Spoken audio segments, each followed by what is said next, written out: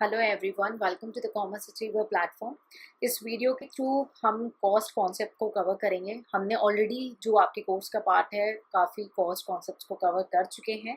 एक basic understanding, हम और भी कुछ छोटे कॉस्ट कॉन्सेप्ट्स को इस वीडियो के थ्रू कवर करेंगे। ठीक है, तो चलिए देखते हैं अदर जो कॉस्ट है। एक है पहला जो आपके सामने शेयर किया हूँ, मार्जिनल कॉस्ट। मार्जिनल कॉस्ट क्या होता है? ये कंप्लीटली वेरिएबल कॉस्ट होता है, टोटल वेरिएबल कॉस्ट होता है। यहाँ पे फिक्स्ड कॉस्ट को टोटली इग्नोर किया जाता है। जनरली मार्जिनल कॉस्ट जो है वो डिफरेंशिएट शो करता है फिक्स्ड कॉस्ट और वेरिएबल कॉस्ट का। ठीक है, और ये मेनली फोकस करता है फिक्स्ड कॉस्ट पे, मेनली रिलेटेड है फिक्स्ड कॉस्ट, ओ सॉरी, वेरिएबल कॉस्ट पे। और फिक्स्ड कॉस्ट टोटली इग्नोर है, total focus on the variable cost. ठीक है, तो ये जनरली यूज होता है कॉस्ट जो आपके प्रोडक्ट का कॉस्ट जानने के लिए कि उस पर वेरिएबल कितना खर्चा है, तो उस हिसाब से आप अपनी डिसीजन मेकिंग कर सकें। फिनिश गुड्स का क्या खर्चा है, वर्क इन प्रोग्रेस का क्या खर्चा है, उन सब में मार्जिनल कॉस्ट का डिसीजन दिखता है।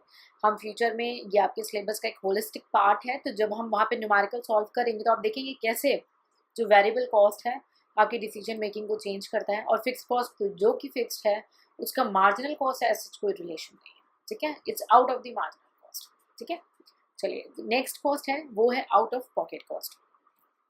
आउट ऑफ पॉकेट कॉस्ट, आपको क्लियर हो रहा है कि ये जो कॉस्ट है वो आपके पॉकेट से निकल के जा रहा है। ठीक है, पॉकेट से निकल के आप किसी थर्ड पार्टी, किसी आउटसाइडर को पे कर रहे हैं। तो आप जब तुरंत पॉकेट से निकाल के किसी आउटसाइडर को पे कर रहे हैं तो इमीडिएट फ्लो हो रहा है। ठीक, so it's kind of A cash expenditure. ठीक है, सो इमीडिएट फ्लो हो रहा है आपका, लेकिन वो आपको भले फ्यूचर में वापस मिल जाए। ठीक है, लेकिन अभी तो आपके पॉकेट से जा रहे हैं ना, है ना। सो ये कॉस्ट भी आपके लिए रिलेवेंट हो जाता है डिसीजन मेकिंग के लिए, प्राइस फिक्सेशन के लिए। जनरली जब रिसेशन का टाइम हो, कोई बाय करने का डिसीजन करना हो, ठीक है, so out of pocket expenses भी आपके लिए इंपॉर्टेंट हो जाते हैं। ठीक है, फॉर एग्जाम्पल आप व्हीकल तो चला रहे हैं लेकिन आप पार्किंग की फी भी पे करेंगे जब भी आप व्हीकल को कहीं पे स्टैंड आउट करेंगे, तो पार्किंग फी आपका क्या है, करंट में क्या है, आपका आउट ऑफ पॉकेट एक्सपेंडिचर है। ठीक है, जनरली आप अगर ड्राइवर्स को देखें, वो बड़ी बड़ी कंपनी से टाई अप कर लेते हैं और वो उनकी कार चलाते हैं। ठीक है, और उसके बाद पार्किंग में जहाँ पे भी खड़ा करते हैं वहाँ पे वो खुद पे करते हैं, फिर बाद में वो कंपनी से रिम्बर्स ले लेते हैं। ठीक है, सो ये हो गया आपका out of pocket cost. Next है आपके सामने संक कॉस्ट। संक यानी डूब गया। ठीक, ये संक कॉस्ट जो डूब गया वो क्या होता है, एक तरीके का हिस्टोरिकल कॉस्ट होता है जिसको आपने पास्ट में इनकर किया होता है, और ये बिल्कुल भी रिलेवेंट नहीं है आपके डिसीजन मेकिंग के लिए। इसका कोई रिलेशनशिप नहीं है इंक्रीज और decrease of the volume, output और लेवल ऑफ द एक्टिविटी। ठीक है, ये ऐसा एक्सपेंस है, ये ऐसा खर्चा, ये ऐसा एक्सपेंडिचर है जो कि आप ऑलरेडी इनकर कर चुके हैं। ठीक है, आप ऑलरेडी उस खर्चे को इनकर कर चुके हैं और अभी करंट में उससे कोई फर्क नहीं पड़ने वाला है, करंट डिसीजन पे कोई फर्क नहीं पड़ने वाला है। ठीक है, तो संक कॉस्ट क्या हुआ, डूब गया कॉस्ट। फॉर एग्जाम्पल आपने स्टॉक परचेज किए थे 50,000 के, अब वो बचे रह गए, आपने बहुत सारे प्रोडक्ट बनाए। भाई शर्ट बनती है सपोज, तो आप थाने लेकर आते हो और कुछ शर्ट बन जाती है एज पर ऑर्डर और कुछ रह जाता है थान। ठीक, अब उसको आपने रख लिया, सपोज आपने उसको 50,000 में परचेज किया था, बट आज अगर वो थोड़ा सा बचा हुआ थान आप मार्केट में सेल कर रहे हो तो वो उसका कॉस्ट पड़ रहा है 18,000।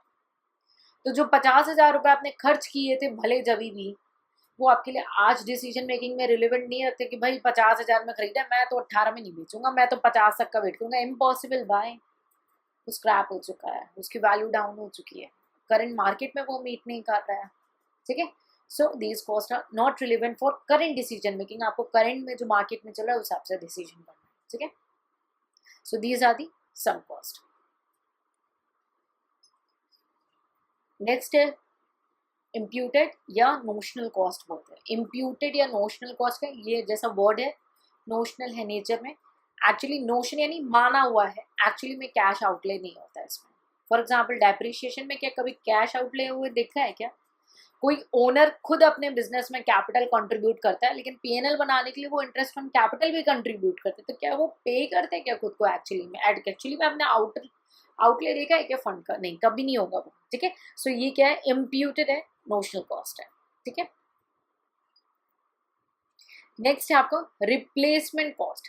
ठीक है, यानी कि ये ऐसा कॉस्ट है जैसे कि पर्टिकुलर कोई चीज है उसको इस करंट सिमिलर आइटम से रिप्लेस किया जाए, तो इस सिमिलर आइटम का जो कॉस्ट होगा वो हो जाएगा रिप्लेसमेंट कॉस्ट।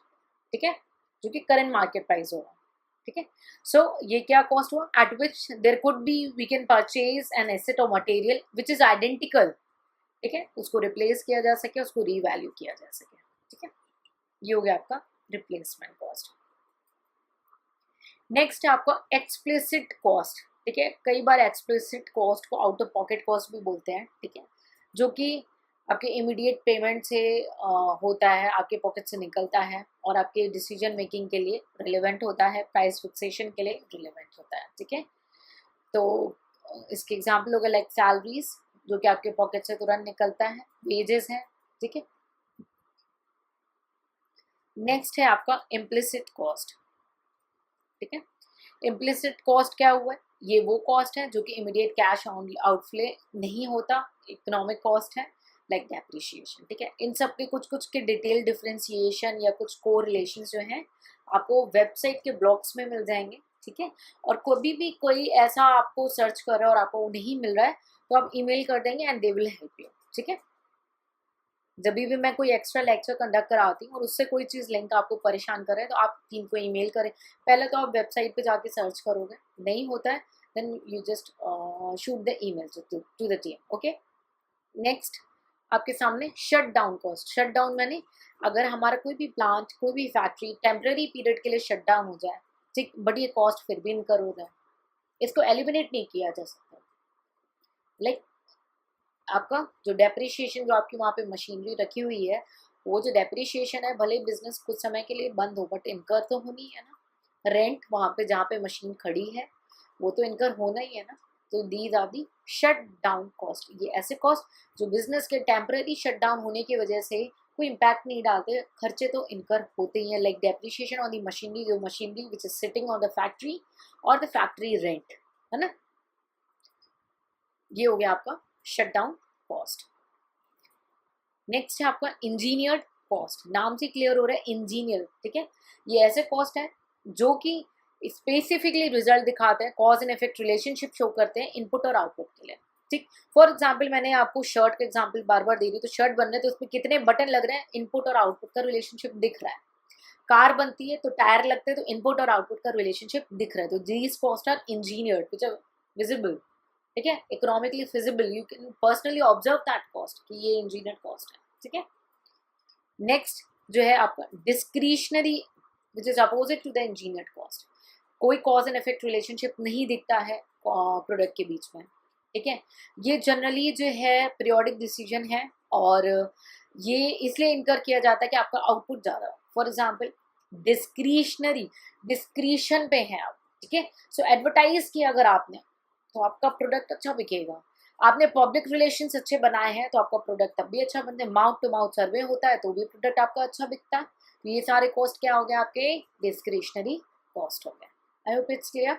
चलिए नेक्स्ट कॉस्ट जो है वो है आपका absolute cost. Absolute cost means ये ऐसा कॉस्ट है जो कि किसी प्रोडक्ट से रिलेटेड है, किसी एक इंडिविजुअल प्रोसेस से रिलेटेड है, किसी एक प्रोडक्टली यूनिट से रिलेटेड है, टोटली, यानी absolutely that is dedicated to that cost. कई बार ऐसे कॉस्ट को ना बेस बना दिया जाता है फर्दर डिसीजन मेकिंग के लिए, फर्दर एनालिसिस के लिए और प्रोडक्ट को डिटेल अंडरस्टैंड करने के लिए, ठीक है।